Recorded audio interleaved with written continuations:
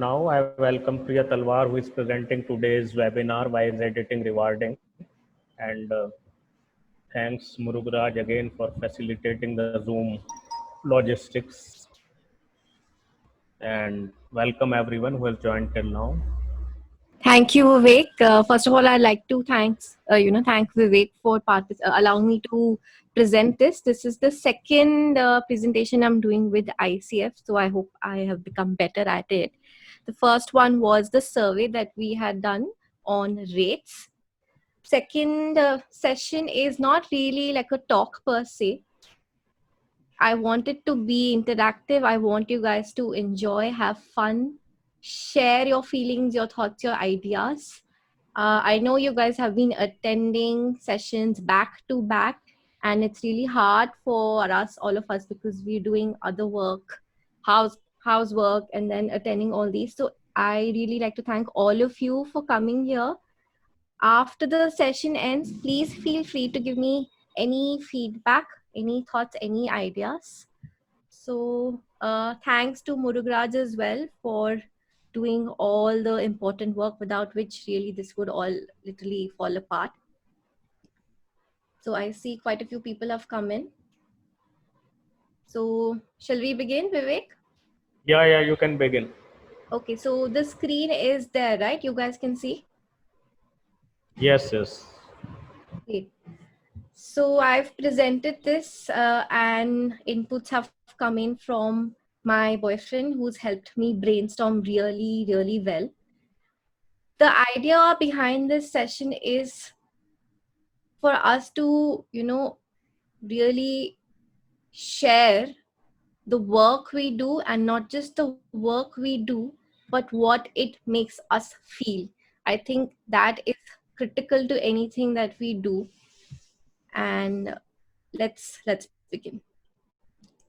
So the first question is, I'm sure the first question is, have you guys ever read a story or seen a story that changed your life? And when I say changed your life, I mean it radically transformed you, your vision, your perspective, your worldview, or maybe there was a change that was quite literal in your life, like your life turned upside down. And I want any 2-3 people to, just share the title of the book or the film or the story that changed your life. So can we unmute people for a while?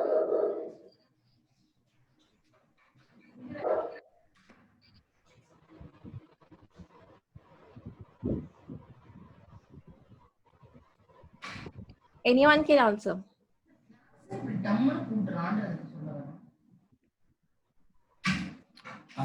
Murugaraj here. Yeah. I would say Paulo Coelho's Alchemist is one story, story that changed the way that I looked at life. I have read that book at least 7 or 8 times. Wow. Wow. So I think that story of a young man who starts looking for treasure in his life based on certain dreams. Finally, how he achieves that is a story behind the way the author communicated the story, and interspersing with a lot of life lessons, something that I was able to relate to my life situations more of. Wow. Thank you. Sorry, I missed. Which book was that? Alchemist by Paulo Coelho. Alchemist, yes. Anyone else? One book that had a great impact on me was Siddhartha by Hermann Hesse. And basically, there is a philosophy of life in that book, which kind of made sense to me when I read it, and it has had deep impact on me. Okay, beautiful. Siddhartha. A couple of more people can answer. No, that's Siddhartha, right? The name of the book? Yeah. Hi, Priya, can you hear me? This yes. is Anita. Yes. So I won't refer to a specific book, but these were stories of, I was working with an organization, a non-profit, and during this period of work with them, I came across many stories from the field that were written about people who had benefited from the work. And these were not written from an outsider perspective, but very much life stories, and the impact was conveyed in such a beautiful manner, and the impact was at a very basic level. So their work was transforming people's lives, children's lives, families' lives, and the way everything was conveyed, and just to empathize and understand that there is so much else. For me, it brought about a sense of what is really important to us and what do we already have that so many people don't have. But there's this groundbreaking work that some people do that makes such a basic impact and brings about such a positive difference in so many lives. So those were a lot of people's stories, and I think they made a lot of impact on my work and my life. That's beautiful, Anita. Thanks, Anupam. Thanks, Anita. Thanks, Murugraj. Anyone? It's really like an open interactive session. The more you contribute, the better this session becomes. So Vivek, you can also answer anyone. It's just a very simple question. Yeah. Like The Magic of Thinking Big. That is one book that had a great impact on me, and I actually read it while I was going for my interview with TechBooks. Now it's known as Aptara. So it's a book that like supercharges you with optimism and like helps you have a wider vision. So that concept, that idea has stayed with me and has helped me like conceive ICF and keep on building it all these years. That's wonderful. You guys can feel free to, put the titles in the chat box. So if anyone misses or wants to Google up the book, it's very good. Okay. Anyone else wants to share?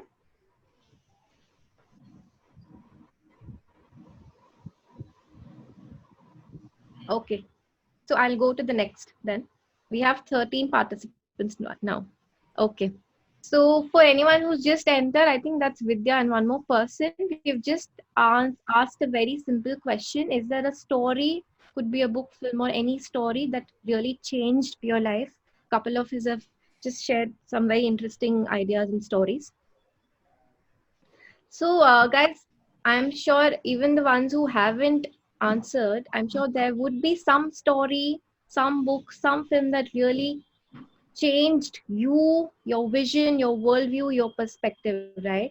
Now imagine, Vivek, the book that you read before you were going to the interview. Anita, the stories that really impacted you in a beautiful manner.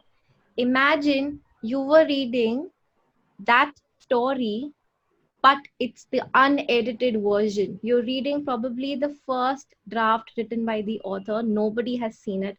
No editor has touched it, right? You guys think that would have made the same impact on you? No, I don't think so. Anyone who believes that it would have had the same impact, please feel free to explain or justify. Actually, I can't say unless I see the unedited version. Anupam, but you have to imagine like the same book had it been, of course, you can assume maybe the first draft itself was like fantastic. But yeah, having seen a large number of manuscripts before they were edited, I can say that it would have had a lesser impact on me than the edited version. Yes, so we can agree to say that, the impact would have not been the same exactly. It would be maybe somewhat similar, but obviously not the same impact, the same experience you have, right? So since we're all editors here, we would agree that the unedited version that comes, even if it's a film, all of it has some issues. And these issues are of two types. One is, of course, the issues that are directly in the material, right? And an example that I've written is very obvious. That is really in the text, in the story, in the film, spelling mistakes. The other kind of issues that all editors will face is something that's not directly related with that story, with that text. It could be something I've written here, something that's like self-doubt. I'm not sure if I can do a good job of it. Or something that's to do with dealing with the author. He's a person, I'm a person, our views are not exactly the same. We have some issues, right? So I have made this whole presentation interactive. We have 3 activities, and since there are 12 people here, we can make groups, right, of 4 each. Each group will get to do one activity, and we can just make these groups like automatic. I won't decide who should be in one. We'll just probably go by the screen. So okay, we have 15 people I think now. Okay, so it can be 5 each. So just give me a few minutes, guys. I'll just make the breakout room for the first group. The rest of you, I'll make a group when the second activity begins. Hello, I'm also here.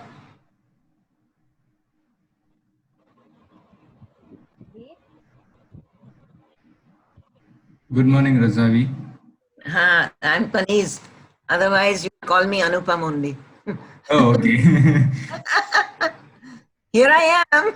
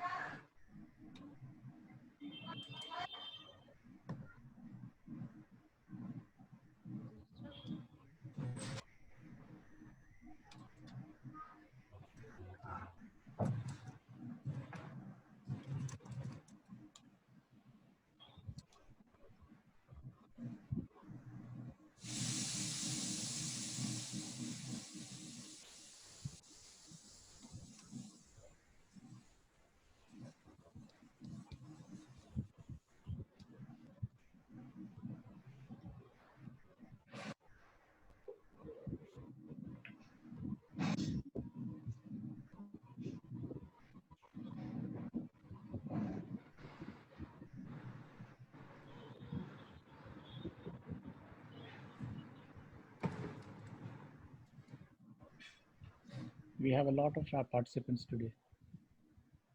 Yeah, that's good.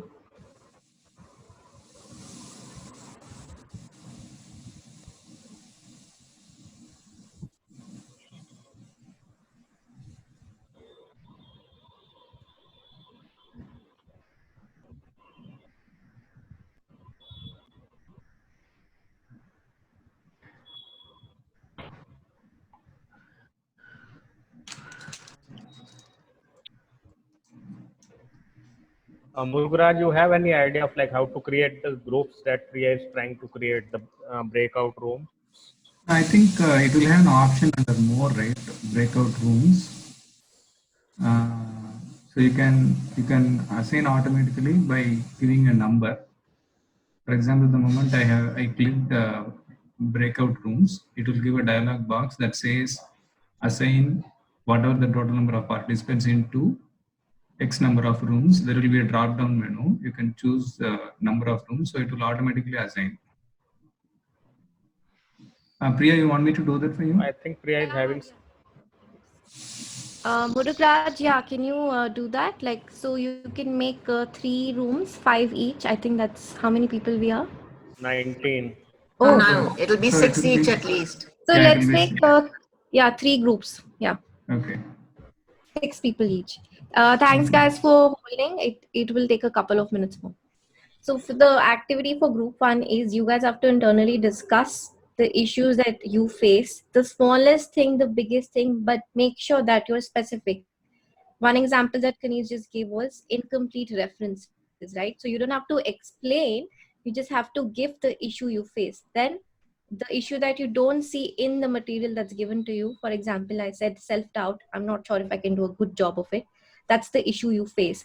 So if it's concrete, it's an issue. If it's something that you can't measure, which is self-doubt, it still is an issue. So think of as many, be specific. And when we come back, any one of you can be the volunteer and say these are the issues that we have listed. So imagine anyone who's hearing you guys, the rest of the participants, they'll be able to relate with it. Yes, I've already faced it in my profession. Any questions, guys? Before I have just one. I was part of. Sorry. Sorry, who's? Just that 1 minute, please. Okay. So can you ensure that the breakout rooms are properly assigned now, because I have changed the host rights from me to you. So there could be some changes to the way the groups were, the rooms were organized. Can you just confirm that it is in place as you expected? You should be able to look at breakout rooms on your, tab. Fine. Yeah.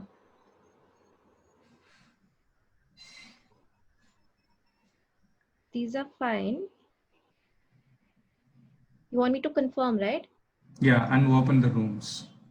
Open all rooms. Okay. Yeah, because there is a change in host, it would have been automatically closed. Great. So the invitation must have gone into you guys. Hi, Priya. This is Anita. Can you hear me? Yes, Anita, you're in which room? 3, right? So, so what happened last time was when we received this invite to join a breakout room, if we join it, then we're in that room automatically and we move out of the main session. Would you like us to join this breakout room right away or later? You can join the breakout room. I'm just coming to the second and third group to give the activity. I see. So we'll join that. Okay, thanks, Priya. Okay. So Murugraj, you're here, right? Yeah, I'm here.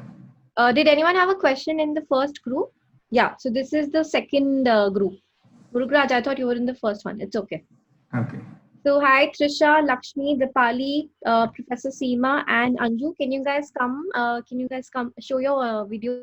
First group is discussing the issues that editors face. They will be presenting. One volunteer will do that. In the second group, the activity is equally simple. What are the things that you do to resolve these issues? So of course, you'll have to listen to the first group, right? So what I'll do is, once they present, you guys can join back this group and figure out the solutions, the things that you do to resolve the issues that these guys talk about. So there will be 2 types of issues. One is the issues that you face in the material, in the story, in the article or chapter that's given to you.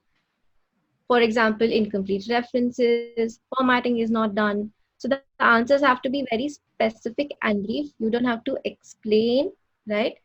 What you guys have to do is think of all the solutions, all the things you do to then resolve it. For example, a spelling mistake. If you know it yourself, then you'll do it, or you'll check with a dictionary. If it's the usage of a comma, you'll probably check with a peer, or you'll do it yourself, or you'll check with a style manual, things like that. And if it's an issue that's not directly to do with the material that's given to you, I've given one example, which is self-doubt. What do you do to resolve it? How do you check or counter your self-doubt? Those kind of things, right? So do you guys have any questions? Priya, we didn't get enough time to go through our issues because we were confused whether you were giving the same task to all groups or separate tasks to separate groups.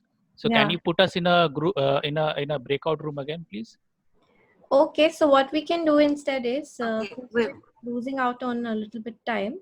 Whatever you guys discussed, you can share those, and then we can ask others to also then add in, because the other 2 groups have different activities.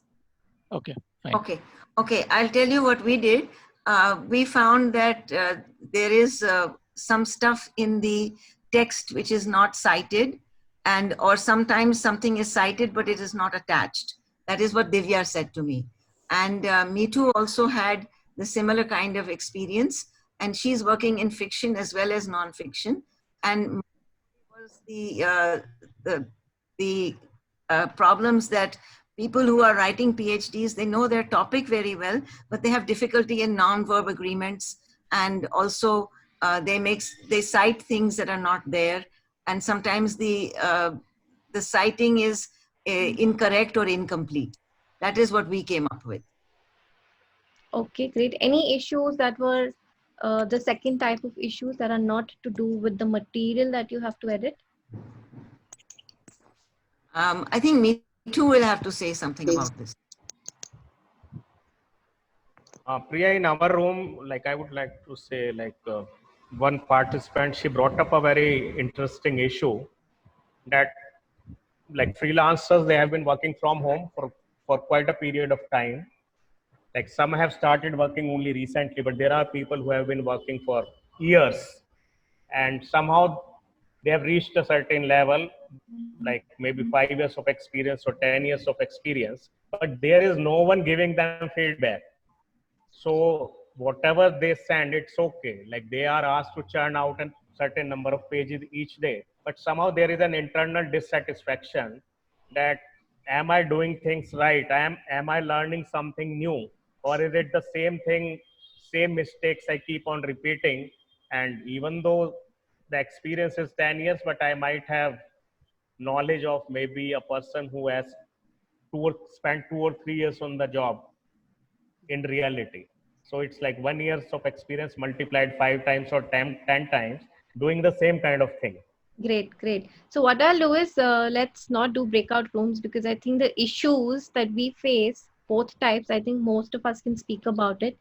Let's go around the screen. Think of any one issue that you face as an editor. Can be to do with the material you get, or can be not related to the material you get. So I'll take a couple of answers, say 5 to 6 more, and then I'll move to the second exercise. So Meetu, would you like to share anything? Yeah, so one thing that I faced during editing is that my intended meaning is very relative, compared to the authors. So when I say relative, it means that the author has a very different way of interpreting the material. And when I come in as an editor, then I have based on my experiences or based on my reading of the text, I have a very different interpretation. So there's often been this sort of gap where you're trying to understand what is actually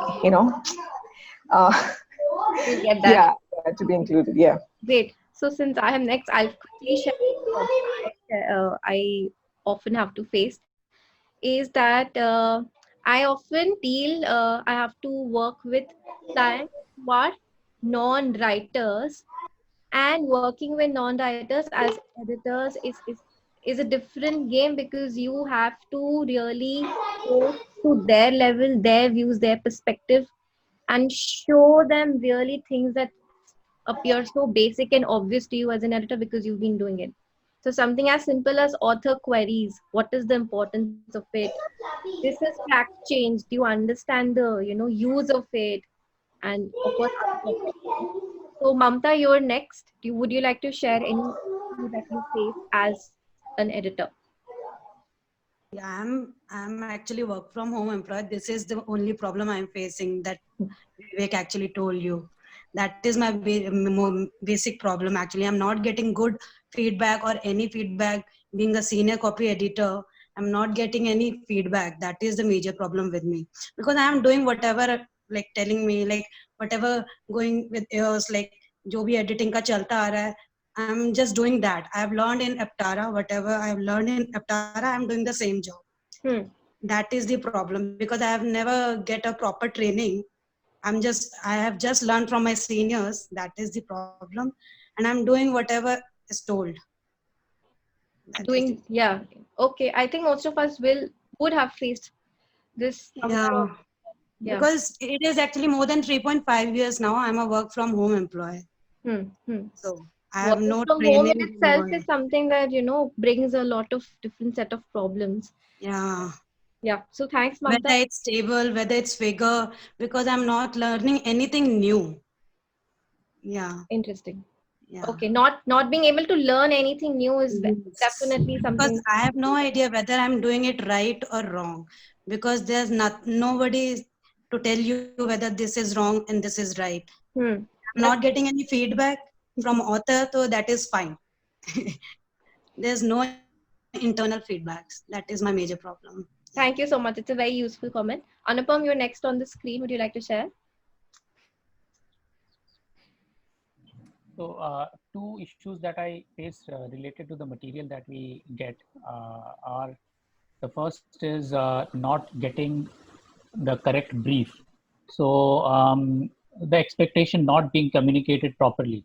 So if they want you to do, say, level 3 editing, but give you instructions for level 1 or level 2, and then once you deliver it, they say, no, we expected it to be more intensive. So that is a big issue because it wastes a lot of time. And also spoils relationships. The second is not getting adequate responses to your queries. Because you ask for something that, say you're asking for journal volume, issue number, and the journal title, but they give you just a journal title, but not the volume and issue or the page range. And then you as an editor want it to be perfect, or at least as close to perfect as possible. So you want to raise the query again, but that's a waste of time and effort, because you always want to economize your efforts. So that is a big pain point from the point of view of the material. From the point of view of other than the material, I think a major issue is getting clients, both corporate and non-corporate clients, to pay on time. Then there is the issue of getting people to get back to you on time and have a reasonable expectation of how long you will take to complete the work, because more often than not your clients, especially corporate clients, think that you are exclusively working for them, which is a big they think you're a magician and they think that you can just wave a wand and the work will be done. Anyway, this is Anupam Chaudhary. This is what I look like. I've seen you. You look great. I look like this. Okay. So these are the two main issues that I face. 2-3 main issues. Okay, thanks, Anupam. I'm sure we face, as individuals, we face more than just 1 or 2 problems. I want you to be, feel free, speak from your heart, give me specifics, the smallest of things, like the example that I've written out on the PPT, obviously spelling mistakes. It's obvious, but I still need you to give me everything that comes first in your mind so that we can move on to the other layers, other types, the things that you may be missing subconsciously, but you face any which way every day. So saying something like, not getting enough feedback, not knowing whether I'm learning. So feel free, give as many specific answers. The more you contribute, the better the session becomes. So next on my screen is, Kanis. No, sorry, I'm a big mouth chatterbox. I do face the problem that people don't understand the difference between there and there and there. Yeah. And these things are recurring, and the grammar Nazi always tells you about it, there. But there are people who write very fluently, but are not awake to these kinds of homonyms. And homonyms and synonyms are a great part of my work. But I don't want to say more. Please let the next person go on. Okay, so the next is Venkatraman. Hi. Yes. I joined late, so I didn't really know what was actually going on. The moment I joined, I thought I sensed that you were just asking questions and everybody was shooting off an answer. I really don't know what's going on, honestly. Were you able to guess the question though? No, I couldn't. Because okay, great. I joined. Planning to do a group activity, however, I think it's better to have everyone on board join us. The question is very simple. what are the issues that you face as editor, right? So for example, someone has said that people don't understand the difference between they, their, and they. They might be really fluent in English. They'll give you incomplete citations. Mamta's talking about not getting good enough feedback or no feedback at all as an experienced editor, working from home, the issues you face. So two kinds of issues. One is what you face in the material that you're given, and one is the issue that's not related to the chapter you're editing, the story you're editing. So whatever you want to say from your heart. Well, I've basically been trying to solve editors' problems all through. Okay. So every time there's a problem, I try to find out what is the solution. Okay. So this exercise is very specific. We have to first get as many problems out. Okay. Right. We'll move to the solution. Then I may not be the right person to answer. Because I'm sure you. I've heard all the problems that people have mentioned. Okay. And I invariably try to find solutions for all this. Okay. Maybe I can join later. Then no. Yeah. Okay, but I think the group, this exercise 2 will be very good for you. Vivek, you're next on the screen. Would you like to answer? Anything that you haven't said yet?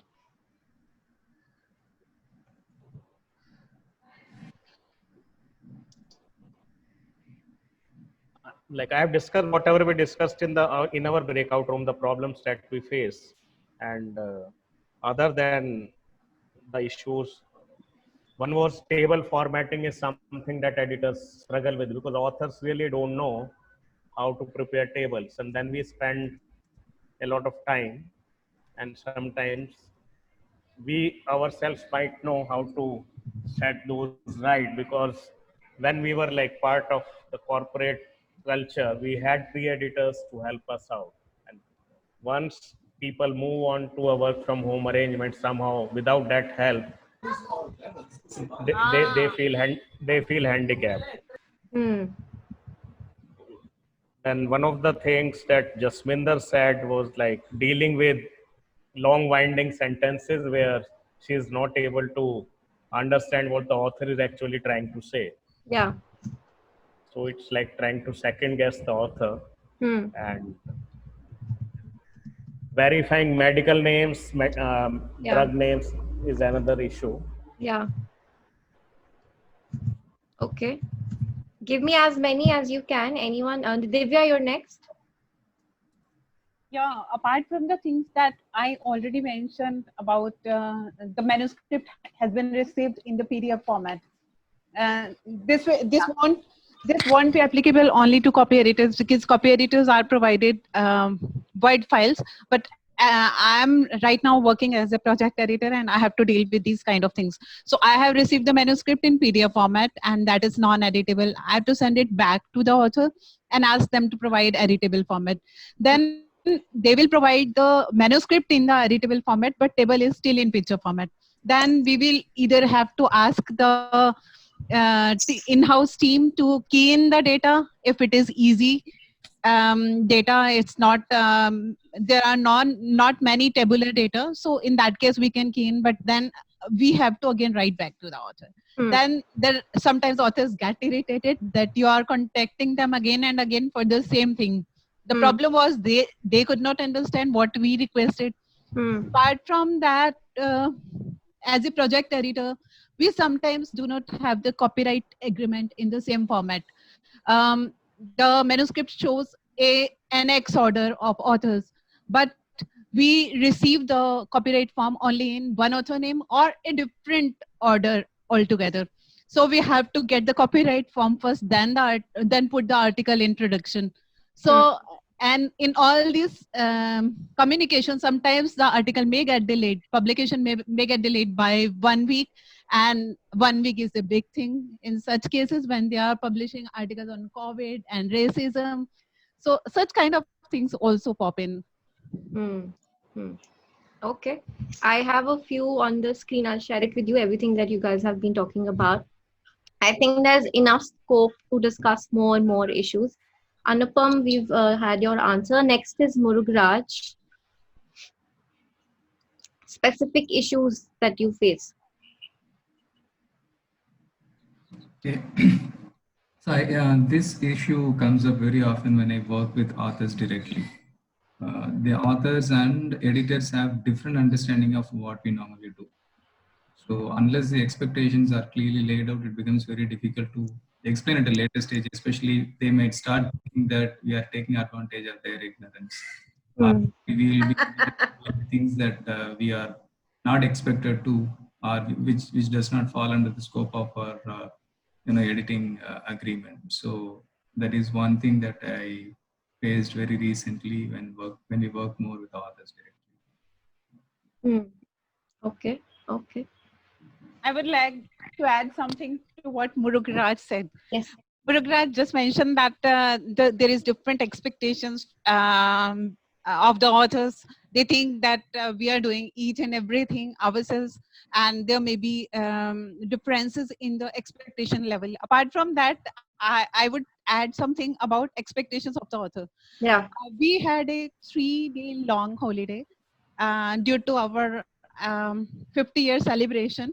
And apart from that, there was another holiday announced. It was Friday, Saturday, Sunday, and Monday was announced holiday, but it was announced later. So one of the authors was trying to call me on my workstation, and he was very worried, and because nobody took the call in the office because office was closed, and we did not get time to set up out of office because the out of office was set only till Sunday, and we had to come back to office on Monday. So the author got irritated in that, and he wrote a lot of things about me because she is not responsive, and then my supervisor explained that we had an announced holiday later moment, but we will then try to do it at the earliest possible instance. So after joining, we prioritized his article published, and then he wrote an appreciation for me in the next article. So this is how appreciation and complaints, how these things work. Okay. Okay. Thanks, Divya, for giving us a very specific incident that shows the issue that we face. I'm sure many of us have had to deal with authors, supervisors, dealing with their expectations or egos. Sometimes we act like, egotistical editors as well. So managing relationships, of course, is one issue that we all face. I think there's scope really to, share more, but let's move to the second exercise, which Venkat will definitely be interested in it. The second group exercise, guys, if I can share the screen quickly.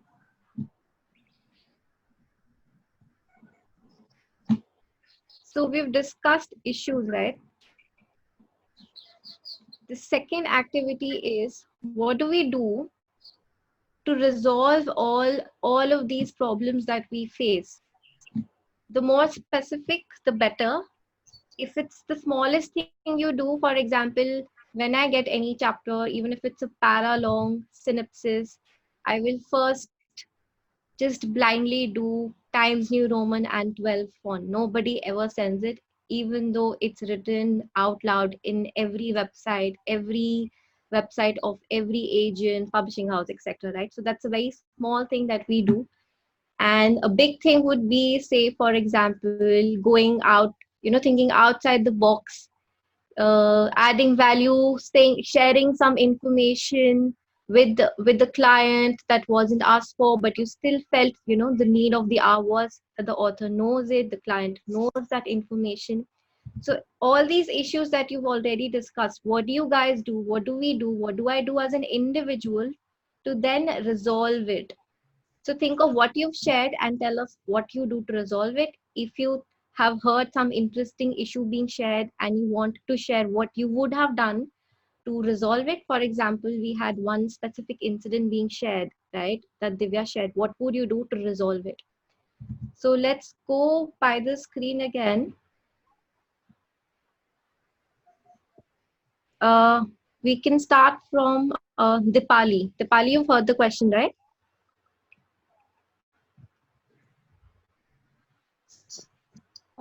Yes, I have heard the question, but I wasn't really thinking that I would be a part of a break room. So I would prefer to be a mute spectator for the session, please. and listen out. Okay, great. So, Professor Seema, you've heard us. Meanwhile, you guys can think of all the things First, I wanted to listen, madam.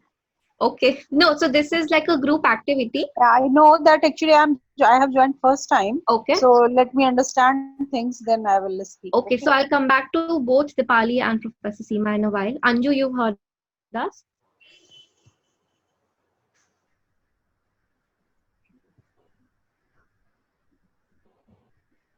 Anju, you here? Okay, I'll move to the next person then. Anju's not responding. Deepika?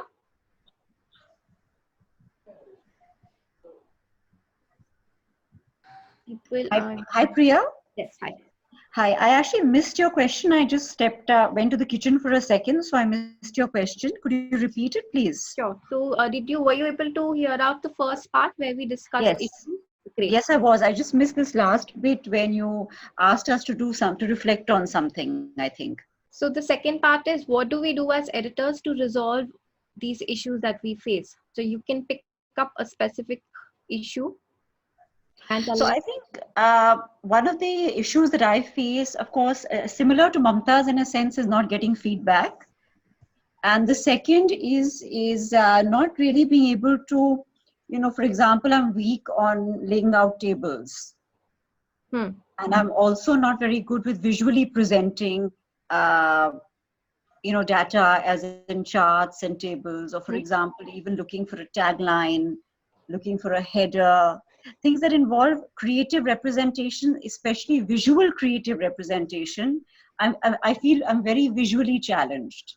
No, so what the part 2 is very specific. Each of you share what. So in terms of solution, the way I would say, just learn as much as you can. So whether it means a course, whether it means reaching out to people more senior to you, whether it means reaching out in a group like this where you feel that there are others that have similar problems, and then just build up as much as you can on actually looking for specific answers to your focused issues. So a lot of self-training with the help of, sources that are accessible and available. That's a great thing. Okay. That makes sense. Yeah, I have a suggestion, You're talking of the points that were, mentioned by all the people earlier, okay? Like what are the problems that each one faced, and then you're looking at solutions for that, right?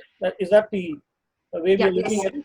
So yes. Just list out those points, put it on the screen, and then let anyone who's got a point about, say, suppose now we are discussing point 1. Does anyone have a solution? Okay, then anybody let anyone speak. Then let's go to the next point. Then go to the next point. Do you think it will make sense? Yeah, let's share the screen. The first, so I've written out. Let me increase the font size. It is not clear, madam. Yeah, I'm increasing. Now just press Shift F5. Yeah. Shift F5. What to do what? Shift F5. It'll. So is it? Yeah. No, I'm sorry. You guys read this? Still blurred. It's better, but it's still blurred. It's blurred. Read it very clearly. Inadequate response.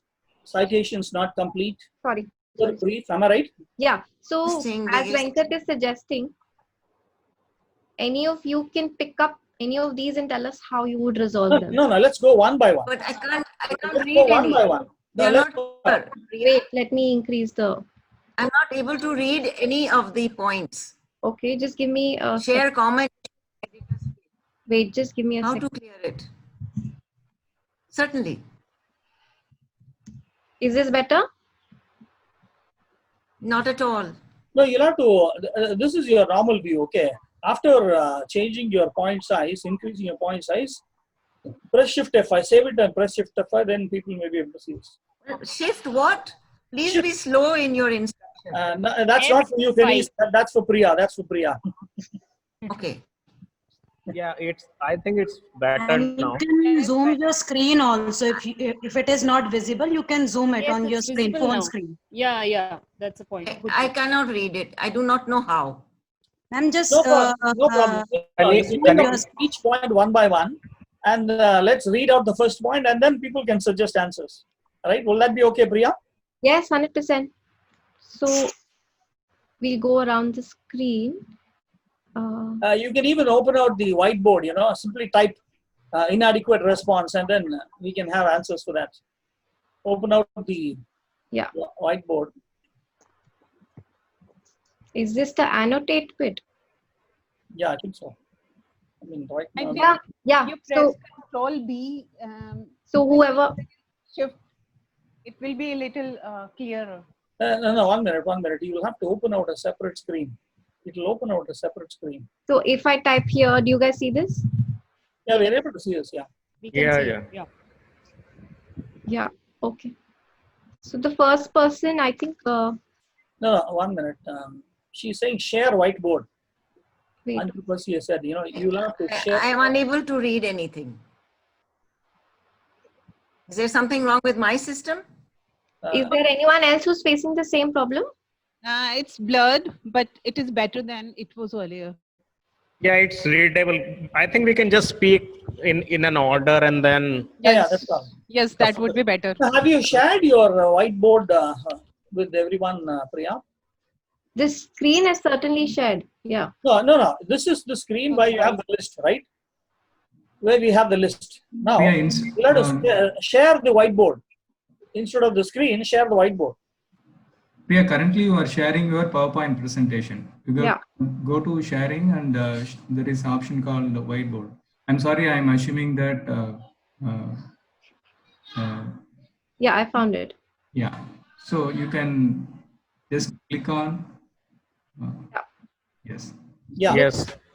Now, let's type inadequate response. Venkat, I couldn't understand what? Inadequate response. No, your first point. Response. That was the first point, right? Inadequate response. So, yeah. Just type that and then people can come out with their solutions. Now, first, you'll have to understand what we mean by it. This seems to be a generalized term, right? This is the problem. Now, what is the solution? Now, what is the problem first? That's what. So I think the context, the person who was saying it was that Anupam, I think. Yeah, communication with the author, what they're telling you, whether it's the brief or if they're explaining something, it's not adequate enough. So there is some sort of lag in terms of communication. Is that what you meant, Anupam? See, whatever be the problem, again, the first thing is to assume that, understand that I am responsible for whatever I'm doing. So my job is to do my best to solve the problem. Number one. Now, inadequate response from somebody, I'm assuming the author or project manager. Is that what you're saying, Anupam? To our questions. Now, the first question will be, I would ask, are my questions clear enough for somebody else? Okay. Often that is a problem. That's what I've seen with copy editors. Okay. That is, they have something in their mind. They'll write something. They will know what they are trying to say, but the other person may not really understand what this person is trying to say. So the first thing is the clarity of communication. Okay. Suppose we are looking at a particular picture, or you ask a question about a picture, or it's about a sentence, suppose. Invariably in my query, I'll put all the possibilities there. Do you mean this? Do you mean that? Do you mean something else? So that way, we might get some kind of a clarity. At least the person will choose this or that. That's one way I'll try to look at the problem. So I'll write. I don't agree with that. If you give too many possibilities, the author will get more confused. So it's better to just ask, is this correct? Confirm, edit. And if it depends on what the problem is.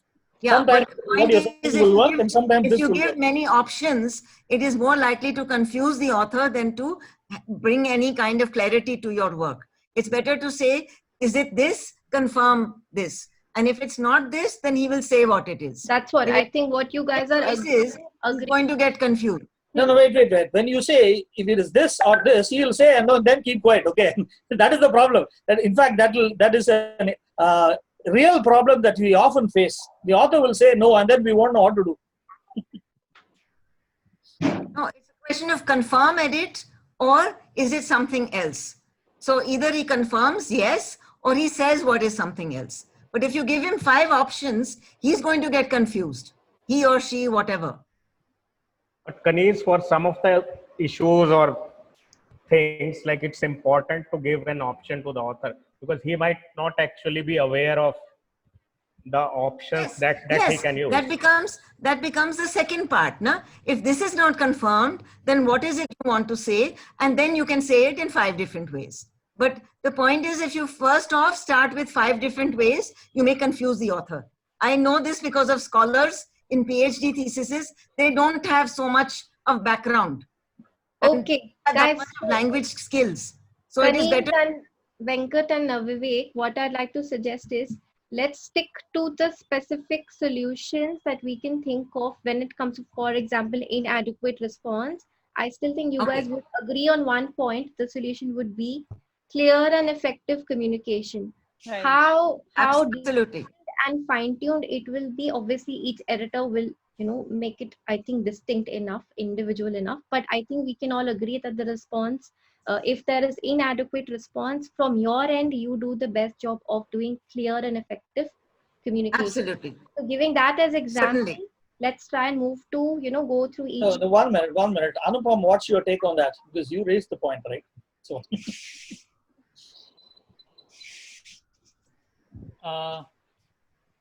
So the way I approach this problem is to, as much as possible, nip it in the bud. That means you have to go to the source, and before you begin the project, you brief the author extensively. Give them as much details about what you're going to do as possible, the kind of questions that you're going to raise, the kind of mistakes. So basically, you're going to think 5 steps ahead and say that I'm going to do this and you are going to make these mistakes, or I'm going to ask this and you're going to give me these answers which are not correct. This is what I'm going to ask, and this is the kind of response I'm expecting. That is one thing. That really reduces a lot of miscommunication. The second thing that I do is project management communication, right? That is even if I'm working as a copy editor, before I start copy editing, I have this communication with the author. The second thing, directly with the author or through a project manager? When I'm working directly with the author. Okay, then it's valid. Yeah. And if there is a go between, then what I do is, as much as possible, my questions are closed-ended, not open-ended. If I'm asking for journal issue number, I'll say, please provide the journal issue number. I will not ask, please provide all details. No. That does not work. You have to say, if there are 5 things missing, I'll say journal issue number, authors, all authors, volume number, page range, basically all specific details instead of open-ended questions. Absolutely. I assume that such questions will be there only for references where we are not able to find the answer on the net. That would depend on whether you are getting paid to find the answers on the net. No, copy editing involves that. Not necessarily. It depends on how much you are planning to do. So if you're not going to, if you're getting paid very low, you have to depend on the author to provide those answers. Yeah. And if the project is really fast and you are being given really short period of time to work on it, because I've done that in the past, so I'm telling that. I agree with you. In other cases, if there are questions within the text where the meaning is not clear, then I will give them my best understood meaning as the option. Did you mean this? That's it. And of course, if that person says that, no, I did not mean this, I meant this, the chances of you getting the correct answer is probably 80 to 90%, and those are the chances that I'm happy with. But if there is a 20% chance that they will give you an answer that you're not happy with, but then you have to live with that. Okay. I agree with you, Anupam. I think that is the correct way. Okay. So guys, questions, and of course consider the level and the time. The turnaround time is very necessary in providing extra services. Yeah, I agree with you.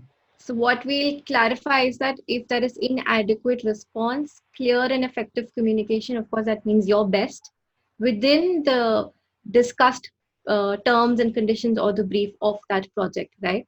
So next issue that we see here is citations that are not complete or maybe inadequate. How do you resolve them? Tanis, I think you mentioned it. So can you share how? Yeah. Well, you're on mute, Kanis. Oh.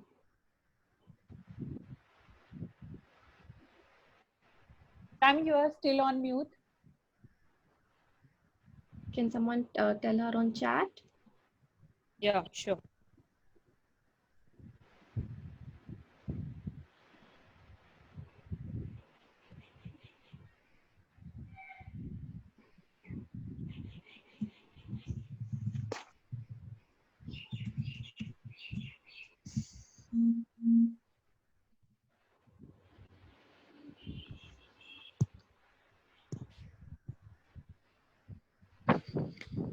Kanis ma'am's screen has frozen.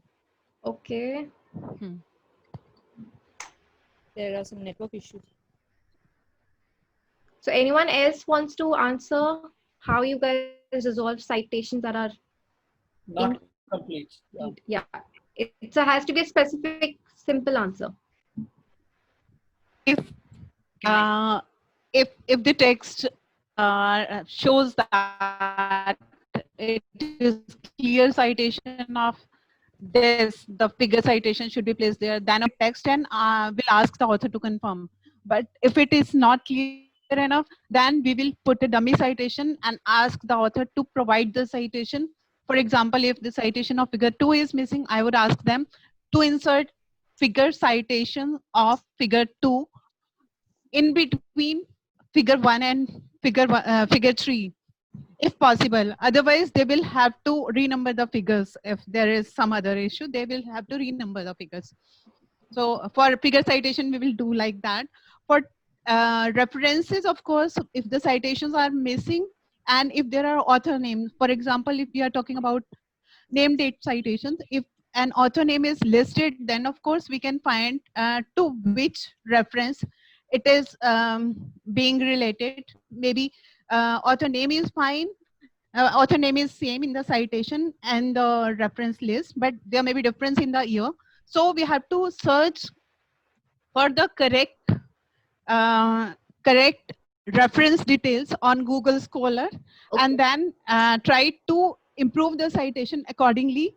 Citation has to be improved according to whatever appears in the reference list. And then, of course, if we are adding any such kind of thing, then we have to inform the author, this citation has been changed to this as it appears on Google Scholar or as it appears in the reference list, please confirm. So this should be done for reference citations. If appendices are missing, then we have to tell the author if appendix needs to be cited or it should be placed as supplementary material on the journal website. So the author has to confirm. If the appendix is provided but no citation, then of course we have to ask the author. So this is how we deal with citations. So in essence, I'm just trying to encourage you guys to be specific, simple, so that we can quickly move on to the next, because there are quite a few on the board. Citations, when they're incomplete or inadequate, when you're not sure, essentially you're still communicating. You query the author, you check with the author. On your own end, you also try and verify, right? So if right, that's how I want you to encourage you to share the answers. The next one on the PPT was poor brief. Would anyone like to answer how you resolve a brief that's weak, that's poor? I'm happy to go. Yes. I think it's really just a question of going back and forth with the author. So if the brief is poor, you write back and say, can you specify exactly what you mean? But because I often get requests for proofreading, and I know that that's not exactly what they want or need. And I usually recommend, once I've had a look at their paper, I recommend what it is that they need. And so I communicate using terms that editors are familiar with, and I provide distinctions. And so then they can say what they want. So on your end, you're communicating, you're telling them what you know to the best of your capacity so that they can make the best decision, best answer that suits the needs of their work, their project, and of course, their own reputation as well. Yes, and usually they just go with what you're saying because you're the language expert and know that. We're reliable. Okay, great. Okay, next issue that we've written out is it's broadly relationship management, right? We had one very specific example come in with Divya where she had to resolve an issue. The author wasn't happy. Several times clients are not happy. They're dissatisfied. Maybe there is something that they had assumed. They had an expectation. Sometimes it's really a matter of, appeasing an author, someone who's a high-profile client, managing relationships. Of course, there are very many ways, but whoever wants to answer, try and be very specific. From your experience, of course, think of how you managed that relationship, whether it was your vendor, your supervisor, your CEO, your author, a client, whoever.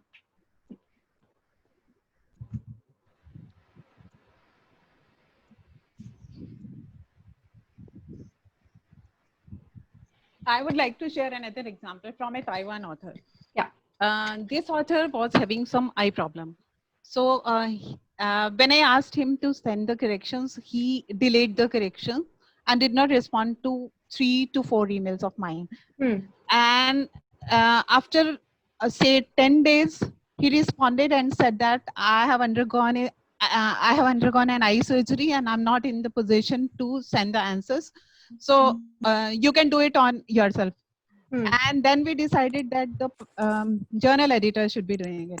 But before we could communicate this to the journal editor, he sent the corrections and said that these corrections have been marked by my wife. So you can carry on with these corrections. So we decided to proceed, but there were some other issues also that were not taken care by his wife. So because I am from copy editing background, I was able to find out what other issues. So I suggested some of the answers. I tried to find out some of the answers to his queries. I suggested him the answers. And then he went through the answers and approved the answers. Although this does not come under the ambit of a project manager, but I still did it. And then he sent another round of corrections after that because eyesight was improving after that. So there were 3 to 4 rounds of corrections. And then when his article was published online, then by the time it had been 1 month or so, then he was so happy that he sent a card and some bookmarks and handmade gifts for me and said that I have not seen such a project manager who would go to that height to help an ailing author. So that was quite rewarding for me.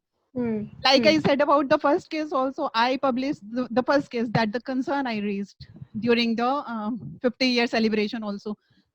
Even that author, when he published second time, he wanted me to take care of my article because I was extra helpful to him. So the client or the authors, they want us to be extra supportive to them. So that also comes in good client relations. Yeah, thank you. Great. So what I understand, I'd like to, sum it up, is that she went ahead, suggested a solution. She also went outside her way, beyond her brief, beyond the roles assigned to project manager. In this case, she did what she wasn't really expected to do. She could not have given that solution, not have communicated, but she cared for that relationship, cared for the needs of the client or the author. And that's how she was able to manage the relationship. And of course, the results were rewarding. He did feel that, he did appreciate her. So that's, I think, one great example of managing relationships. I am sure a lot of us have had, ups and downs in this sense. The next one is no feedback. I think the person who shared this issue, I think I would like, encourage you to really tell us how do you then resolve it. you're not getting any feedback or poor feedback, or if it's not good enough, what do you do to resolve it?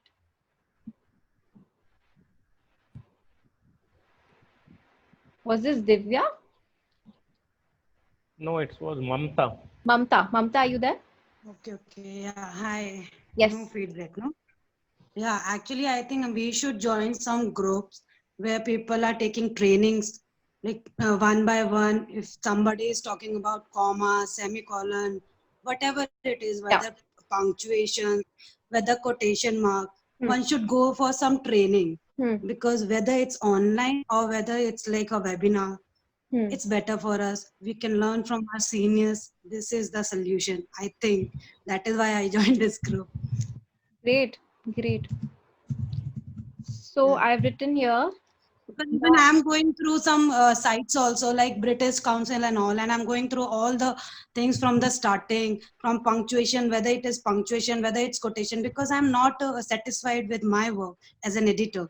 So I'm learning by myself, but I don't have anyone like senior with me who can teach me or some training. So I'm searching for courses and all. It's just by myself. Yeah. Great, Mamta. So, Priya. Yeah. Priya, can I go in, Vidya? Can I just quickly sum up her answer? Sure. Yeah. Okay, sure. So from what I understand, she's really being proactive, right? She has a huge limitation in the context that we're in. We don't have several recognized platforms for training yet. Of course, Vivek in ICF is going to be that platform, but she's being proactive, seeking the places where she can get that training, where she can find mentors, and essentially doing something very simple. She's asking for support. She's asking for help because she realizes she needs to grow, and asking is not going to harm her at all. Yeah. So Divya? Actually, right now I'm thinking I'm not growing at all. This is my major problem. So how would you resolve it? Now, Mamta, I have one friend, Nivedita Kar, so I asked her something. She's like really senior than me. So I'm asking from her, even she suggested me to join this group, and she shared some links also, and she suggested some courses also. So I'm going through all of these things. It's been only 3 to 4 days for me. So I'm going through all these things. I'm just checking right now what suited me best. So I'm going to do that. Mamta, you can have a look at the Art of Copywriting website. Okay, there's a course that is readily available, which you will find whatever points you mentioned. That was mentioned in ICF group, I think. In the you will find it, whatever points you mentioned, you will find those answers there. Okay. Okay, thank you. Sir. Great, thanks, Vivek. Can I add something, Priya? Who's this? Dipali? Yeah, sure. I've been mute all this while. Well, in my experience of nearly 12 years of copywriting and as a freelancer, I have had initially 5-6 years a lot of self-doubt about the articles or the books which I used to edit. After some point of frustration of not receiving any feedback, then I built a confidence in myself. If there's no feedback, then it is well done. Yeah, even I think so. So I realized that my the client would give me a feedback only when there was something bad or something wrong about my editing. So those works which did not receive a bad feedback or did not receive any feedback, I would put them in a folder called well done. And whenever I had a self-doubt about similar articles or books, I would refer back to those things which I had edited, and then think that maybe this is the best thing to do. Until I realized that books, manuals like Chicago Manuals, APA, and of course Owl Purdue, all these sites help me in polishing my grammatical skills, grammar skills, and other copywriting skills. So this is something which I found very useful. In the 10 years, my my folder called Well Done has grown pretty big. So I don't know whether this would help the new copywriters on the group. Sure. Oh, one comment here. See, when we are not sure whether what we have done is right or wrong, now there's a fundamental question that we have to ask. Okay, see, suppose I assume that this is right. There has to be a reference benchmark. Okay, some kind of a reference against which I can say this is right. Some principle. Okay, in editing. Now, am I aware of those principles against which I have to check? So those are the questions I must ask. Okay. Without a frame of reference, we cannot decide simply because we don't get a feedback that what we have done is right. There has to be a frame of reference. Great. So I'll sum up what Venkat has said and also Dipali, right? Yeah. Dipali. So you're really psyching yourself. One point to what Mr. Venkat said. See, this was in the early years of my, say I would say 5-6 years of my copywriting, early copywriting. Only later I discovered that most of the answers for which I had a self-doubt are available in Chicago Manual of Style. Yeah, there's a frame of reference. Chapters 5 to 8. Yeah, absolutely. There is a frame of reference. It's fine. Absolutely fine. So just to sum up, guys, I'm sure you'll agree that what we're talking here is when it comes to self-doubt, I'm glad this point has been raised. What are the things you do? You be objective, finding that frame of reference. You psych yourself up. You boost your mood. You do the best you can in that time. Whatever you know, you do that, right? And you be creative. You made that folder called Well Done, and now it's grown, right? So from a stage of being doubtful, you've reached a point where you're proud, where you've grown, when you're objective, where you know you've come, a certain distance, right? The next point here is time management. Would like to, we'll try and sum it up very soon, guys. So try and be specific and very simple. So who would like to answer managing time? How do you resolve that? I'll go. Priya. Yeah. I think time management has been a big issue because when I think we're working on academic texts, and I tend to do very deep structural work, you're trying to decode what the client is saying is a real, I want to use some abusive terms, but I won't.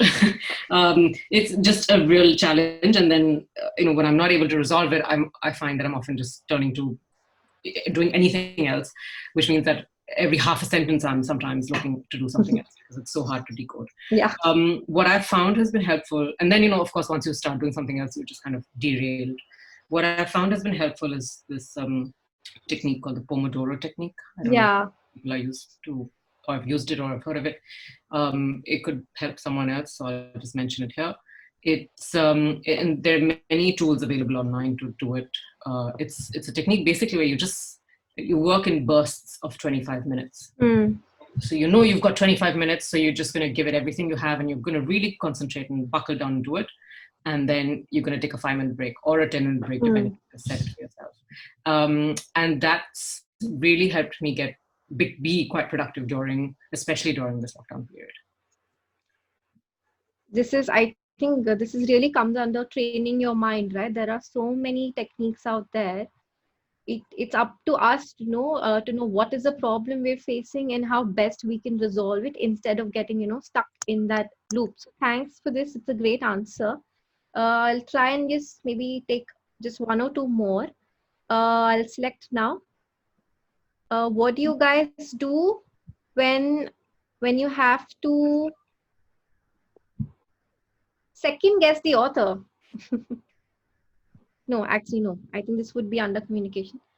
So I had brought up a point where I had mentioned that often the clients are not writers. They are doing other work. They're highly successful professionals, but they don't know writing. So although I'd love to answer, would anyone want to, share how you would resolve that kind of a situation when you're dealing with the client who's not a writer? I'm sorry, I don't understand that question because none of our clients are writers, they're researchers. I mean, I think it sounds like everyone's doing academic editing. They're not writers. They have no clue how to write. They are researchers, and they think of their writing as reporting, which is not the case, of course, at all. So yeah, it's our job to be the writers in this case and to think of their research as writing.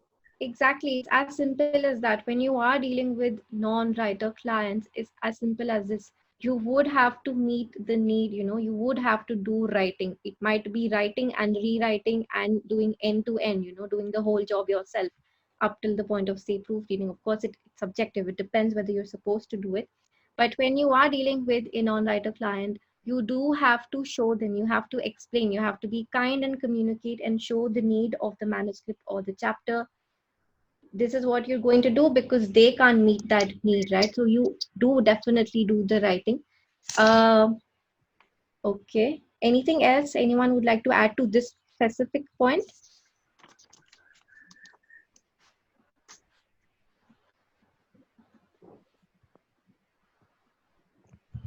Okay, so I'll move to the next one. We've discussed in the first exercise what are the issues we face. Second has been discussing what do we do to resolve them. I understand there are many, many more issues, big, small, that we face, and we resolve them really on a daily basis, or at least we try to figure it out. Before I go to the third one, I've seen that some people have still not been able to participate. Professor Seema, you said that you'd like to come back to us later. So I really encourage you to participate in the third exercise. Tanvi, we haven't heard from you. So same from Trisha. Anyone who has not spoken yet, I'm just trying to encourage you guys, because the session will become even better when you feel free, when you share from your heart. So I'll go to the third exercise. So we know all the issues that we face. Many we haven't listed, that's okay. We know how we resolve some of them. There are many issues we resolve when we haven't put it down on the board. But the third part is really about, in spite of facing so many issues, right? Why do we still do it? Why do we do what we do in spite of all these problems that we face? I've shared one example, is that for me, being an editor or editing really helps me filter a lot of nonsense. All I mean is that I gain a lot of clarity. I be a better thinker, and I can, distinguish something which is credible from something that's really inauthentic, not genuine enough, right? So who would like to go first for this? Yeah, Tanvi, do you have to switch to your PowerPoint? You can't see the screen? Yeah, we are seeing the whiteboard, not the PowerPoint. Okay, wait.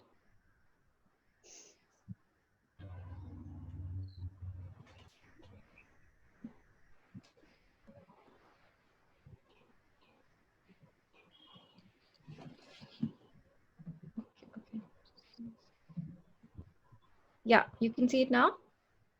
Yes, yes. So the question is the question clear though, Venkat? Yeah. So the answers are both measurable and immeasurable. I get paid, that's measurable. I get a testimonial that I can show. I get recognized. Or something that's immeasurable, something to do with how you feel. And the question is very simple and specific. Why do you do what you do? Why do you edit even though you face so many challenges, problems, and issues? Can I answer this? Yeah, sure, of course. Anyone can go. Yeah, Deepali here. Well, I started copy editing with medical journals. And then my background being management, then I moved on to management, finance, economics, okay, etc. But especially when I started editing with medical journals, one thing that was really exciting was this was research that was being done in labs or maybe large hospitals. And these were the results, and I was privileged to be among the first ones to see these. And especially the kind of advancements that were happening in the medical sciences, this was one thing which got me, should I say, kicked about this whole thing, that I as an editor is privileged to maybe the third or fourth in the line to read what research is being done, even before the world knows it. So that was one of my greatest happiness about getting into editing, from the field of advertising to editing. This was a great leap for me. That's very interesting. Anyone, I would like, guys, keep talking. I don't want to sum up or interrupt. Feel free to, add to that, or of course, try and add new specific answers. Why do you do what you do in spite of all the issues you face? Yeah, I think one of the reasons we're all editors is that somewhere we enjoy language. We enjoy working with language. We enjoy reading. We enjoy words. I think certainly for me, although in the beginning when I first started, it was a bit dreary and seemed like a chore, over the years that I've been editing, I've come to enjoy it a lot, because I see how, language is really just about structure. And once you're able to understand what the structure is, then you can move the blocks around and in some sense recreate what's being said and eventually have the text give a better effect on the reader. So yeah, that's been a lot of fun. So I think, yeah, just working with language, and I think that's very exciting. So it's always just fun. I mean, I'm a bit of a word nerd, and I suspect most of us are. And I think, yeah, you made a really good point in that, it helps you cut the bullshit. As you work with ideas, you get to see, logical reasoning. It hones your sense of logic and reasoning as well. And it allows you to make better arguments. And in fact, at the end of the day, just see the world in a more sort of rational fashion. Great. Anyone else? Keep adding, guys. Keep adding.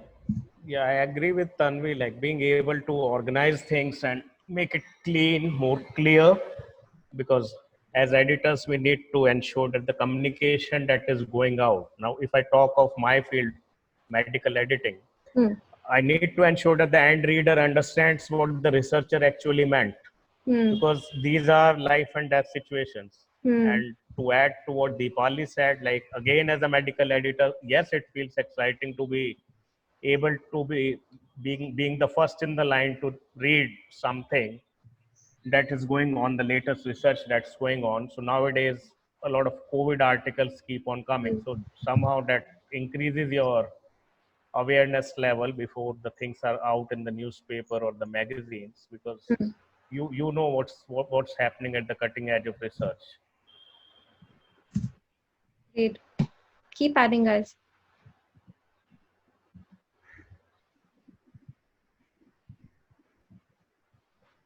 Tanvi and Trisha haven't spoken yet. Would you guys like to share your answers? Yeah, Priya, I just did. That's me. That's Tanvi. Oh, okay, great. So sorry, Tanvi. It's okay. But no, another thing I wanted to add is also, I think, like Venkat is saying, it's just, as Vivek is saying, it's the exposure to different fields and different ideas and different knowledge, just like Deepali was saying earlier. That sense of, I'm the first or the third in line or fourth in line to find out about this idea. First of all, there is of course that excitement to know that, okay, you're at the cutting edge of some kind of research that's happening there. But also, I think if you're editing across fields, it really is just kind of learning about the world, in a more in-depth and clever fashion. So I think that's fun as well. Really, it's using new lenses to see the world when you're editing different kinds of work from different kinds of fields. And I think every job has issues, actually. It's not like that just because of issues we should leave them. It's better to learn things rather than stopping, I think. Like I myself learning things, because I have issues, still I'm looking for solutions. It's not like that I'm going to quit it. It's not like that. We have a lot of experience. So it's better to learn rather than quitting. I think. Exactly. Yes. Yeah. I totally agree. Yeah. Keep adding, guys. Venkat, you'd like to speak? No, what Tanvi said, love of words. That's all. Is simply soaked in it. You enjoy doing what you're doing. Exactly. It feels good, right? More people. I'm sure there are more reasons. So and even in this condition of COVID-19, we are getting work from home. So many people are losing jobs, but still we are doing it. We have that advantage also. Yes, we do. That's true. That's true for a lot of us. Yeah. Anupam would like to say something. Yeah. So I got into publishing accidentally. I applied accidentally. It was not a planned move. But what actually resonated with me was firstly the advertisement said that you have to be good with language and have good general awareness. So I thought, okay, fine, I tick those two boxes. But when I got into the practice of editing, what actually resonated with me the most is the need for precision. I come from a technology background. I used to be a software coder. So I found a lot of similarities between how software is coded and how editing is done. There are very, very precise rules. And if you don't follow those rules, there will be errors. The in software, if you do not follow the exact syntax of the programming language, then the software will not compile and it will not produce any output. Similarly, with language, if you are not precise, in most cases, the meaning that you want to convey will not get conveyed and something else will come out. Plus, I started off in academic editing, and in academic editing, you have to be really precise with a lot of things, starting from the structure to the contents, the references, citations, the tables, figures, boxes. A lot of elements are there. That is something that resonated a lot with me, and that is something I still love a lot. It is you can call it a kind of an addiction. When I get down to fixing things that are not precise and making them more precise, so that is something that helps. The addiction, Bill Walsh, I think, put it very nicely. He said he had a site. I think he's no more. Okay, he said, "I'm Bill Walsh. I'm a copy editor. Welcome to my disease." Okay, that was the first line on his website. Okay, it's an addiction. I fully agree with you. Beautiful. Can you guys, I just want to interrupt before anyone else answers. You guys can see the third slide, right? I'm adding the answers that you guys are sharing. Yeah. Okay. So let me just, who's not answered yet? Anyone who's absolutely been silent?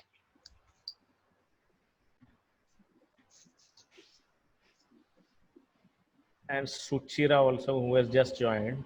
Suchira has just joined. Okay. I'm moving the participants, but those slides are moving. So can I share my reason why? Of course, I agree with so many issues you have pointed out. I'd like to share some problems also, but since we've reached the third slide, I'd like to share why I still do what I do in spite of knowing that I'll face all these issues in a bigger way, and every day I will continue to face them. That of course, the love for reading, that was, I had that right from the beginning. I remember my dad used to sit with me and he used to not read out every word, but he used to encourage me instead to read what was the story, right? So I think that primarily has made me who I am today. I love to edit or write because I love to primarily read. And I think we'll share that love for reading, the love for language that we've already said. But why exactly editing? And more specifically, what I do today is I essentially edit books. Why I love to edit books? Because at one point of time, I was editing articles that were very, very complicated. We really had to figure out what the story was. These guys were reporters filing stories from all over the country. Mostly, they did not know what is it specifically they wanted to say. So, of course, helping communicate well, create that impact to a very clear message. But I was craving to work with something that would make my engagement with the text, with the author, long term. And when I say long, of course I meant that it had to be a longer article, a story, a book. But my engagement, I thought, had to be more intense, more valuable, where I could contribute more. And I think as an editor of a book, I feel that I can do that in a significant, I can do it much better. So my craving to help figure out stuff, which already has been pointed out, Anupam was talking about fixing stuff, right? To convey the meaning where it's completely lost. You don't know what the author is trying to say. The reader won't understand, but you still feel so passionate. You want to figure it out. Someone said very well that, of course, these problems will come, but we still want to solve it. We're solving those problems as editors. Eventually, the reader needs to experience. The first thing that we started with, the book that changed your life, the story that changed your life, impacted you significantly. If it wasn't for someone who worked on it, not one person, we know many people work on any one story, chapter, article, or book. We know that so many hands have touched it. That's why our role becomes, invaluable. What we've done, our contribution is so significant. Even if it remains invisible, we still feel so passionate, rooted, connected to deliver, to be able to do all these things. to gain insight, to gain knowledge about ourselves, about the world, to grow, to learn in spite of these problems, to help create that impact, to help communicate or assist in that communication, right? Anyone else who wants to share before I go to the next slide? Hi everyone. Sorry, sir, for joining in late. Being a Sunday, I woke up late. Extremely sorry for that. And yeah, why I joined editing was something like what Priya said. I loved storybooks from my very childhood, and as I grew up, my parents encouraged me to read. And like instead of listening, they narrating the stories or they reading it out from the storybooks. So this is how I got introduced to the world of stories. And yeah, like different forms of communication, be it newspaper stories or be it different forms of articles or be it storybooks, needs different forms of editing based on the target readers whom they are reaching out to, and based on the platform that you are using. So it's quite interesting and it's quite challenging. So that's what drew me to editing. Glad you're saying that, we love to do it because it's challenging. It's challenging doesn't mean that we will quit or we will give up. We will still continue to do our job, right? Help fix and solve problems, right? Yeah, true. So different like editing and presentation based on the platforms that you are using and the target readers that you are reaching out to. So that's what I believe lies at the base of our editing styles. That's true. Okay, I'll go to the next slide. It's to take from everything that you guys have said so far, every problem that you've raised today, everything that you've said that you do to resolve it, and why you do it still, nevertheless you still do it. I think looking at all these things, it's that there are 3 specific skills that I think editors have, and these skills happen to be the skills that are needed to survive and thrive in the 21st century. Of course, there are many other, but I think these 3 skills are the most important, and we really acquire them as we become better editors, which is as specific as critical thinking, complex problem solving, and creativity. Now we all have these skills. We use these in different projects, and I'd like to share from my own experience.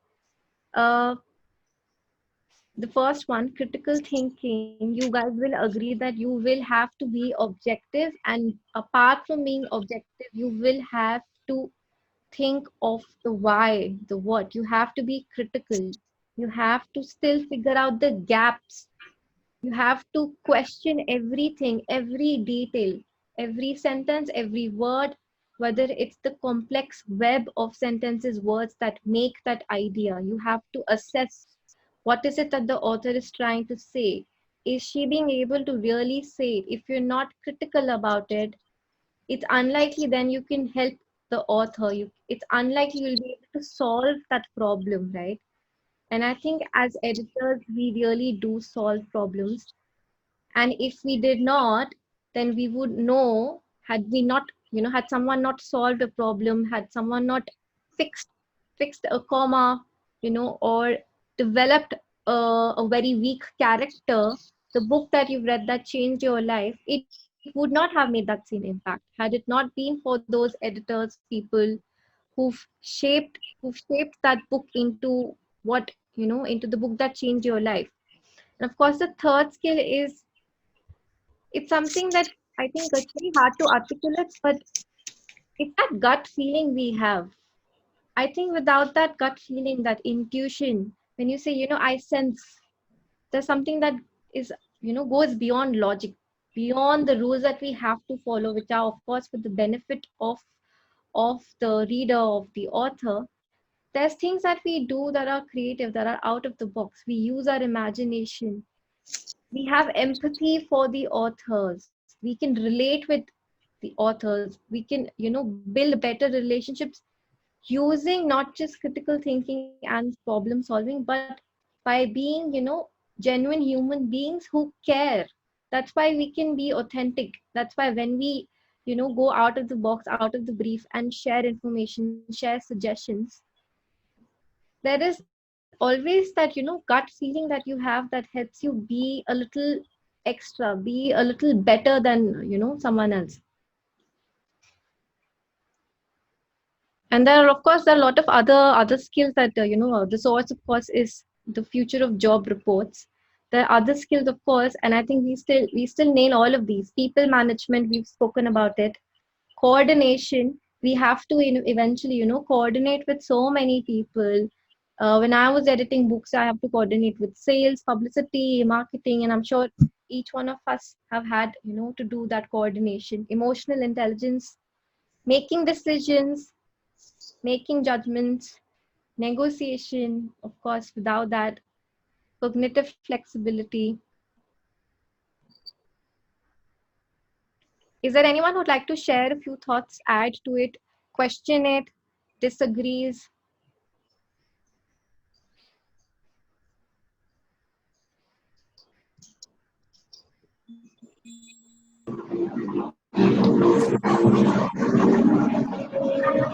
Anyone?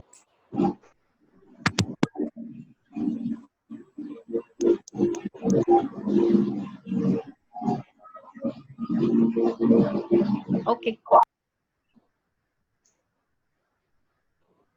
I'd like to sum it up now. After that, of course, we can still, use the last few minutes to have a discussion, an open-ended discussion.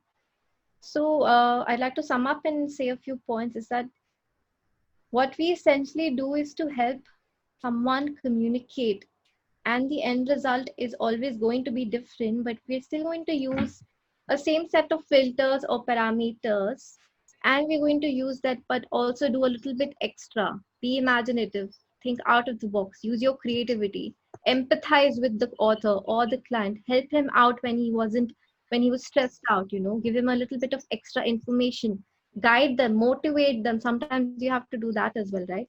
And you solve problems, you figure out stuff that was completely, incomprehensible. You figure it out and help the author communicate so that the end result makes that impact, the impact that you've already experienced as reader.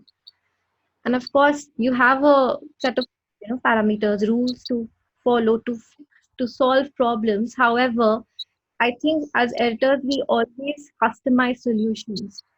You will have edited so many types of stories, so many articles, so many books by now, but you know that every time you cannot just share the same rule. You have to customize it. Every time you raise an author query, you can't just tell them this is raw and this is how you have to do it.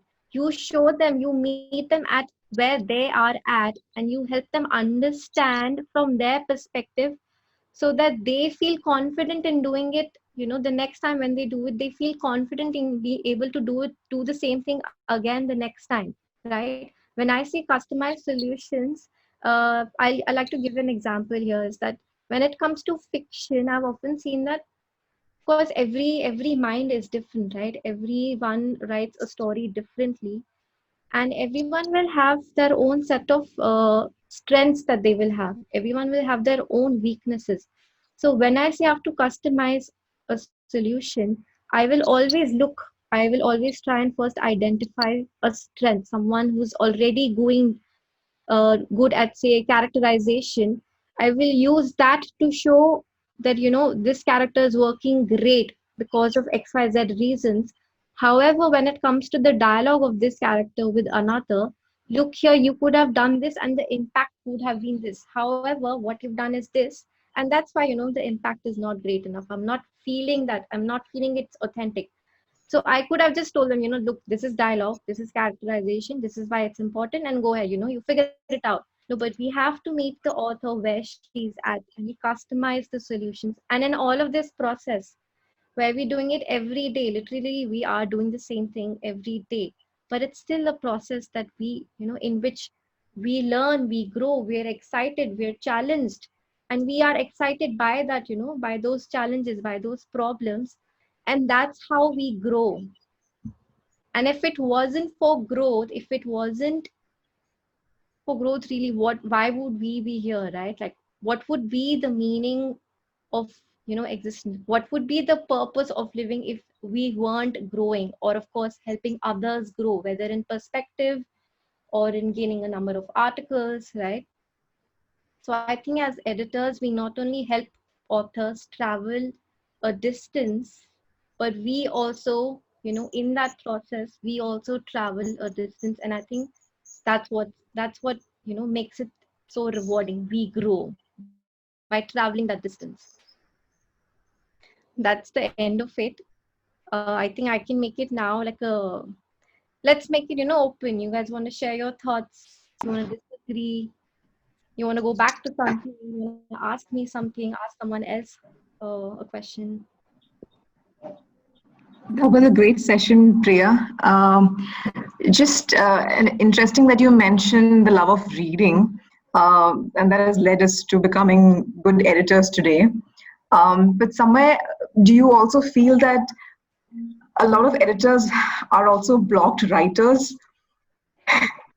This is just opening up, like the floor for discussion, because I feel like, what led me to editing and to take it up professionally is that I also love writing.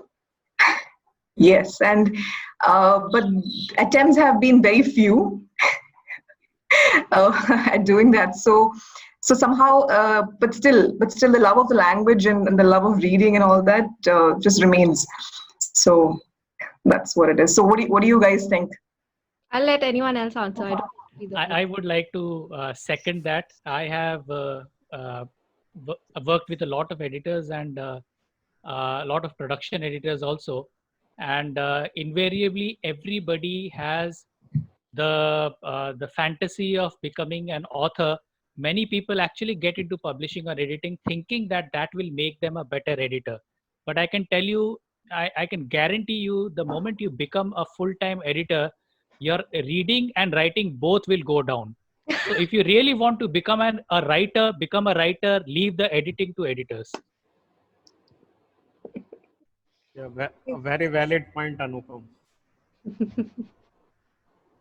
No, but me too. If you want to write, I would still encourage, like, it doesn't matter if your full-time job is editing. I think that makes you so much better. Having, being behind the scenes helps you, do the same job.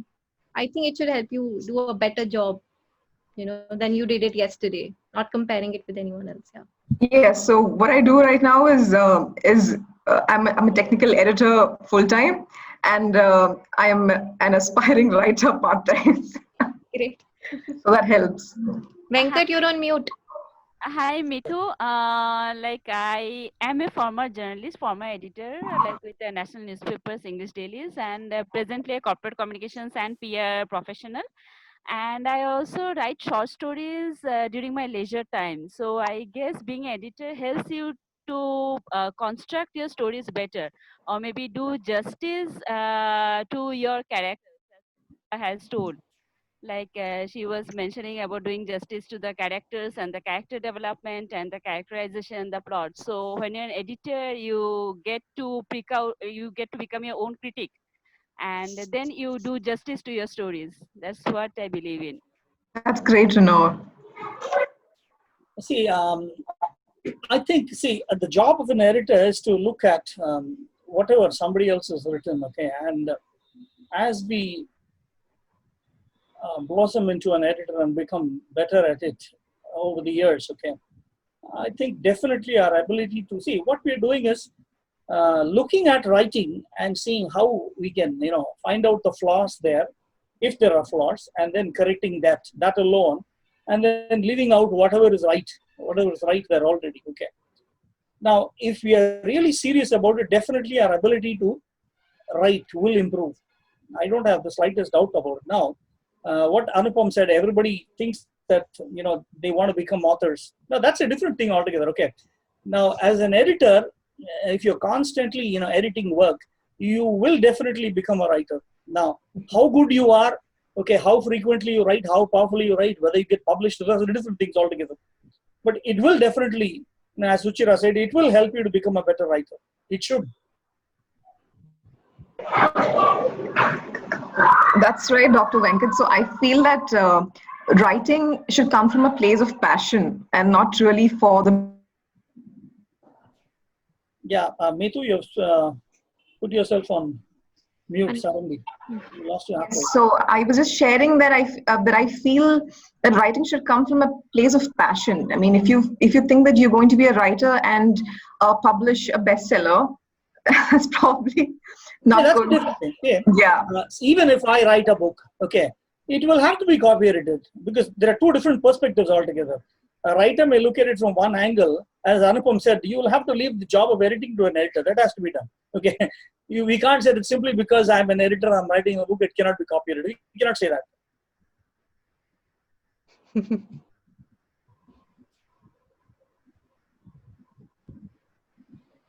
Is Tanvi here? No, Tanvi has posed a very interesting question, but she's left. Do you guys want to take this? Riya, I think a related question can be how many of us are actually writing a book at this point of time? Good. Well, I'm certainly writing, but whether it's going to be a part of a book or not, of course. What was the question? Sorry, I missed that. I said a related question could be how many of us are actually writing a book right now? I'm writing 15 different books right now. Can we edit one of them? Of course. I mean, you guys will give me a discount, so it's fine. Question was related to Tanvi's message, Priya. Yeah. How many hours a day do people edit here? I can't manage more than 4 to 5. That's true. You can't. I haven't been able to edit for like 6 hours or 8 hours at a stretch. It'll have to be at gaps, but certainly not more than 4 to 5 hours. Not possible. I have done stretches of 10 hours, but that was a very urgent project, and that really messed up my back. So that is not something that I would recommend anyone. As far as attention is concerned, I think we cannot have enough constant attention for more than 90 minutes or maybe 2 hours at most, and we'll have to take breaks. And my exhaustion level is at that is the same 4 hours to 5 hours, not more than that. I can't do more than that. I don't think the quality, law of diminishing returns comes in, and then your quality starts dropping. You start missing things.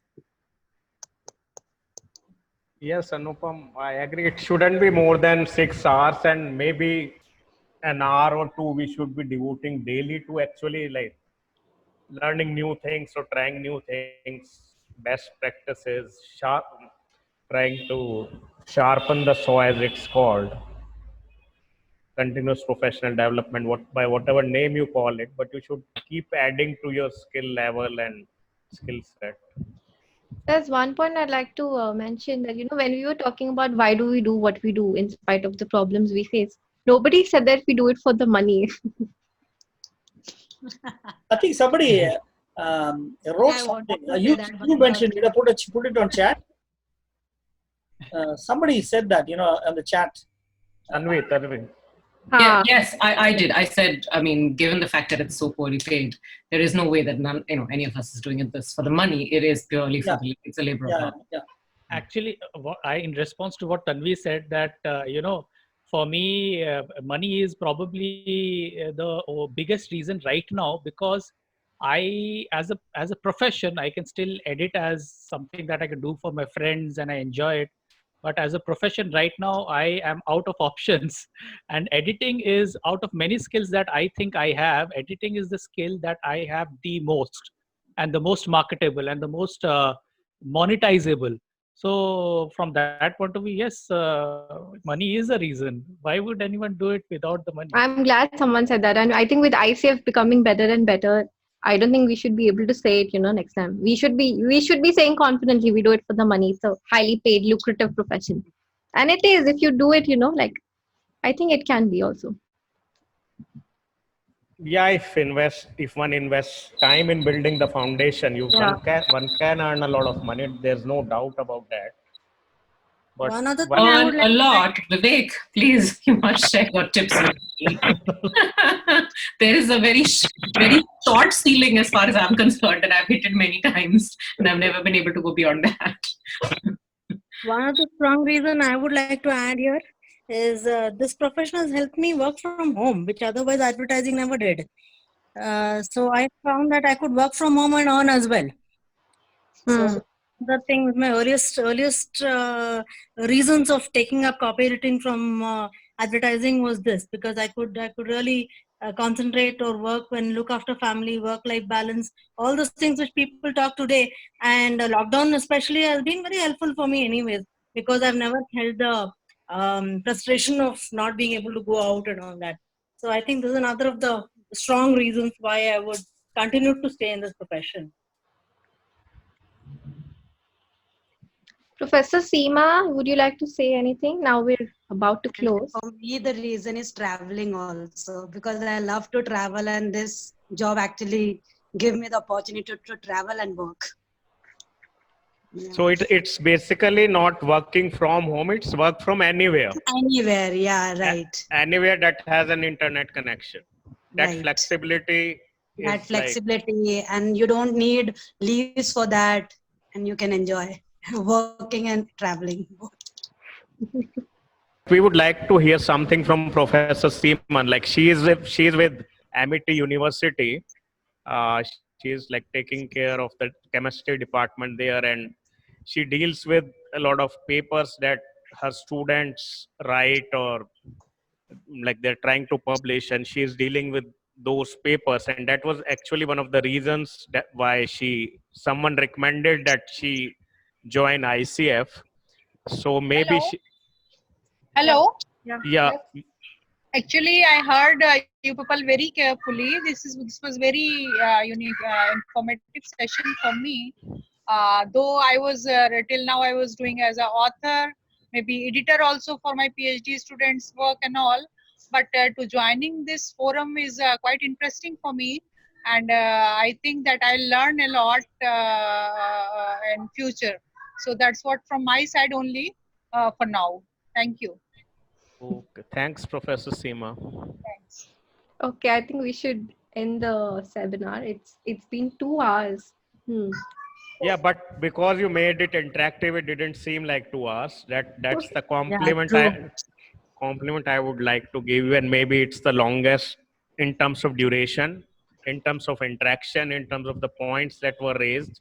And I would say it's a coincidence that today we mostly discuss the issues or the problems, and next week the session that is coming up, that will be by Dr. Venkat, and I think he will come up with a lot of solutions to these problems and how we can deal with them in a structured, disciplined way. So before we end, if he can maybe spend just 2 minutes and tell us how he intend to take it, what steps we need to follow. Like one of the essential steps will be a registration link that he will be sharing with us. So we will need to fill that, and the link for the webinar will be shared only with those who register on the link.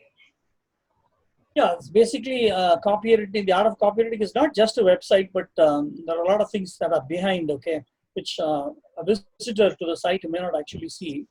There is a provision, okay, one is there are courses available, and I'm slowly preparing other courses for release, okay, so anybody can pick up a course that they'd like to take up. And these are courses that I've killed myself for all through my career. So I guarantee that any course you take up, you will never ever regret it in your life. That is one thing. Second is there is also a provision for a community there. There is a provision for people who pick up courses and who are serious about learning more. Okay, it can be a closed interaction. And one reason that I've actually postponed opening up that community is basically if I open it up, I know I'll have a hell of a lot of questions and communications, which I'm already seeing that ICFE has already started, Vivek has already started. There's so many things that, landing on the inbox. I can see that, okay. So I'm not yet ready for it, which is why I've not opened it up.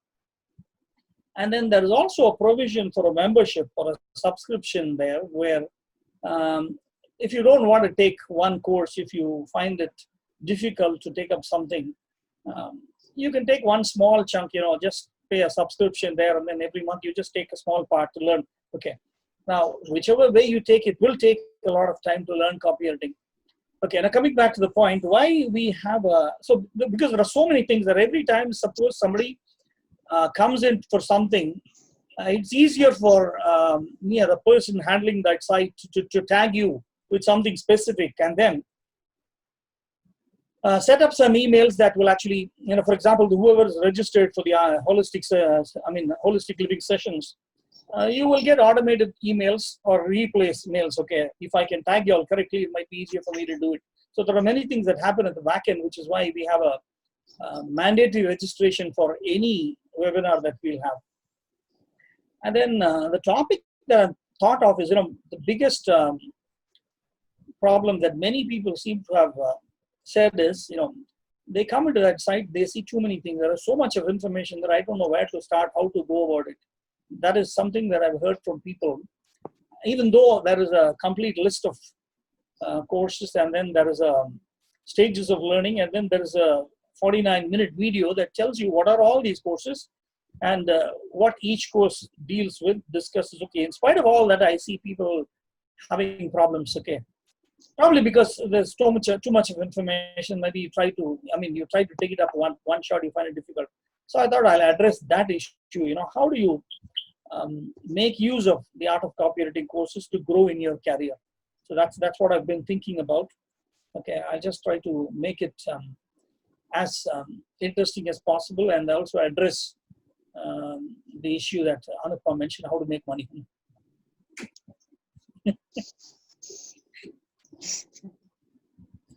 Even though I believe that money or happiness and peace can always be byproducts of something else. They can never be the goals.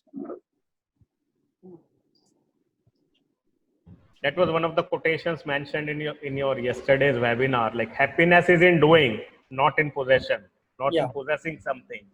So even if we are not earning as much as others are, if we are happy doing, then that should be enough. We shouldn't be comparing with bankers and others. Yeah, we cannot. So thanks Priya.